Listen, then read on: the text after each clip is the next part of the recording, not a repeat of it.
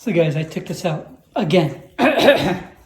As sad as it may be, if you take a look. Oh, you can't see it from here, it's kind of dark. But as soon as I put everything on, as soon as everything looks good, I noticed that the tire got flat, became flat. Now, normally there's three problems how you can get a flat. One is you've got a puncture or a rip, right? And I know that's not the case for this tire. Two, the seals around both sides, after a while, if there's any crud, if there's anything in between, what that does is it lets air in. I know that's not the case because I've cleaned out all the edges. The alternative, the only other thing would be is the cap, where the air comes in. That's usually where it leaks. Now, there are a few ways of fixing that, right? One way is they actually have an adapter, a rubber adapter that can help with this, right?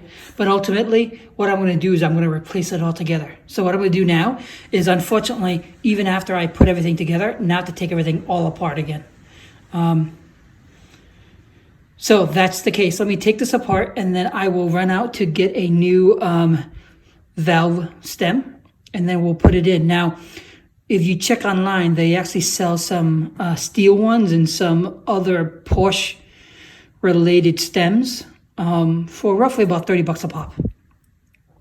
I'm going to try to do it, for like $4. All right. So let me test this out so that way you guys don't have to test it out. And at least then if it works and it works well, you guys now know a cheap alternative of how to fix, air leaks. Okay. I've gotten to the point in the last week, taking wheels off is pretty easy for me now. Now, putting it on, it is a challenge.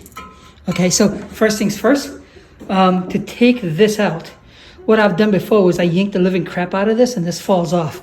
You can actually pull from the back as well. The only gotcha is don't break the seal, the hole, or else we're going to have bigger problems. All right, so that's what I'm going to do next. And then I'll buy a new one to put it back on. Okay, so I got it out. I just cut it through just by pulling it. So what I'm using today is actually the TR413.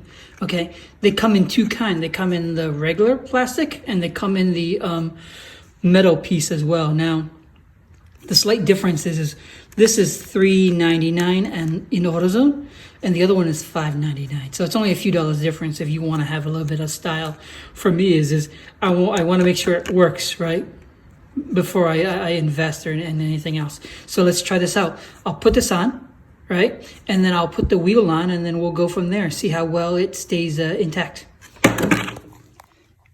Okay, so I got it back on, all right, with a little bit of lubricant help, of course. And the other thing I forgot to mention is you need to remove the stem cell, the core, in order to put the tires on right, or else the pressure of that is just too hard to try to do it yourself. Okay, so I've gotten to the point to where I'm back to where I was before, where I'm actually putting tires off and on fairly fast now. All right. So what I'm going to do now is I'm going to pump this up, put it back on the car, and let's wait for an hour or two to see if it shrinks. If it shrinks, I have a bigger problem. If it stays intact, we're good. I just need to fix the other wheels, and then I can start focusing on the back wheels. Okay. All right. So unfortunately, my situation is, oh, that's weird. That hole right there is where I think my air leak is. It was leaking.